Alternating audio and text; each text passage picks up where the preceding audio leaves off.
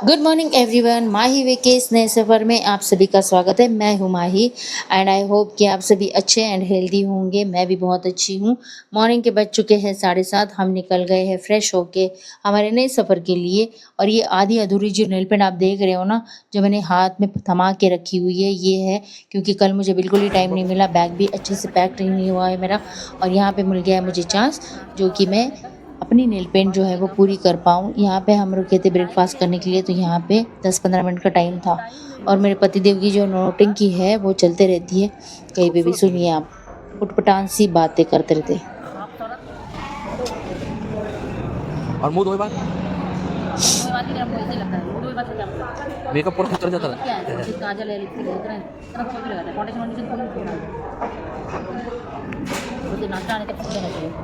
और देखिए, मैंने मेरा नेल पेंट का जो काम है वो कंप्लीट कर लिया है वैसे तो सुंदर है। इसी बकवासी बातें सुन के। खानदानी सुंदर है।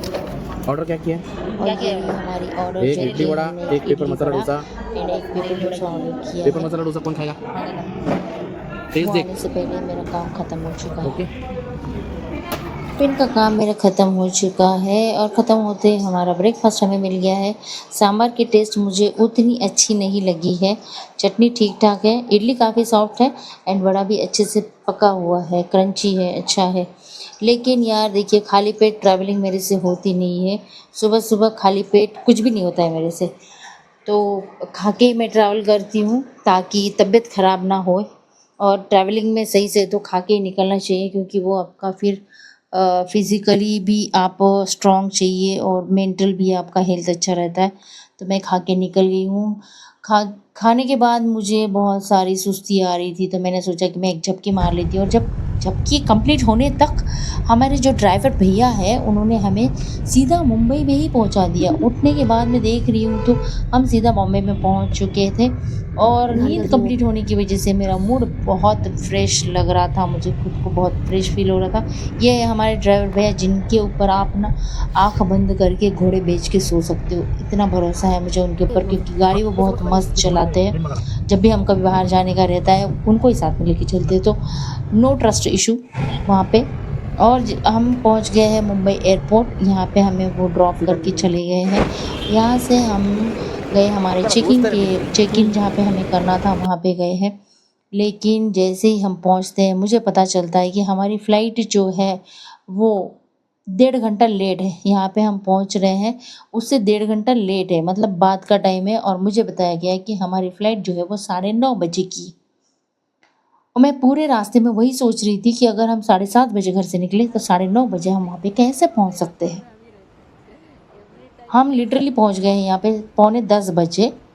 और यहाँ पे आके मुझे पता चलता है कि हमारी फ़्लाइट 11:30 बजे की है, ना कि 10:30 बजे की। 10:30 बजे हमारा चेक इन का टाइम था।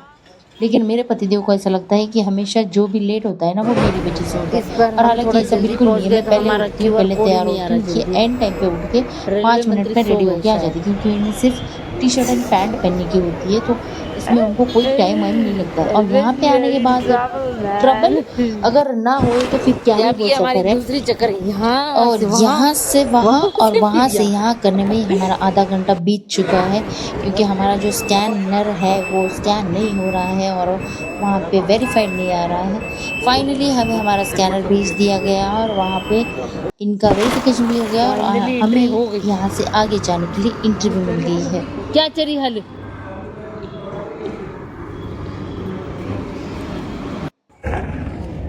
यहाँ पे एंट्री करते करते हमें वो वाला टॉपिक जो है वो कैसे हम छोड़ सकते हैं। आखिर में हम मियाँ बीवी हैं, तो लड़ना तो फ़र्ज़ बनता है, भले ही ज़ोर से नहीं लेकिन थोड़ा सा तो लड़ना पड़ेगा।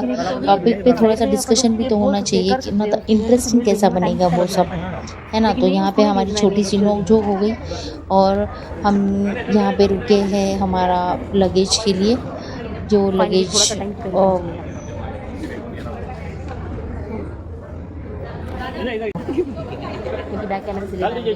और वापस से हमारा हो गया पैचअप। 2 मिनट के लिए हम लड़ते झगड़ते हैं और फिर वापस से पैचअप कर लेते हैं।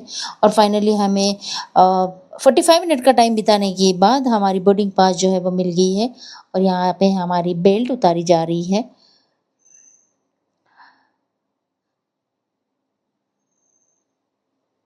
यहाँ पे सब वेरीफाइड होने के बाद हमें पता चलता है कि और 2 घंटे हमारी फ़्लाइट जो है वो लेट हो रही है और यहाँ पे क्या टाइम पास करें, समझ में नहीं आ रहा था। बहुत बोरिंग सा सफ़र हो गया था, ये पहली बार ही हमारा।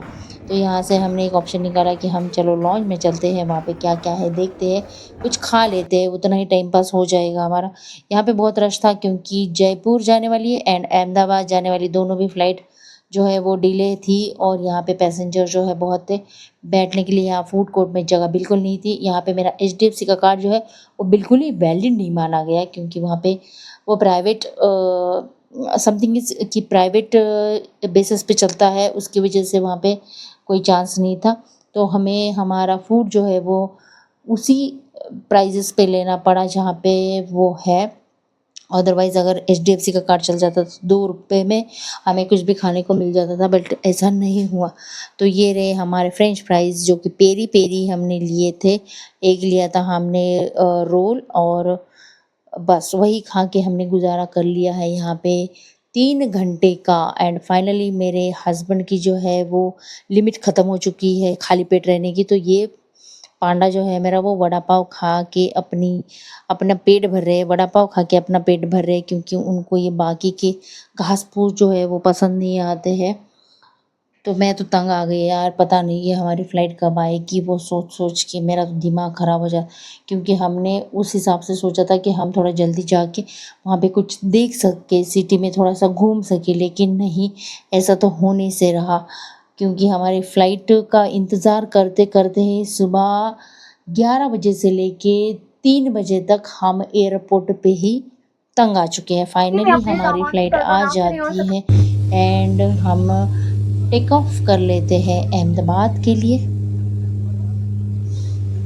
एंड मुंबई से जाते-जाते मैंने मुंबई जो है वो पहली बार ही प्लेन में से देखा है क्योंकि हम ज़्यादातर मुंबई एयरपोर्ट से नहीं जाते हैं।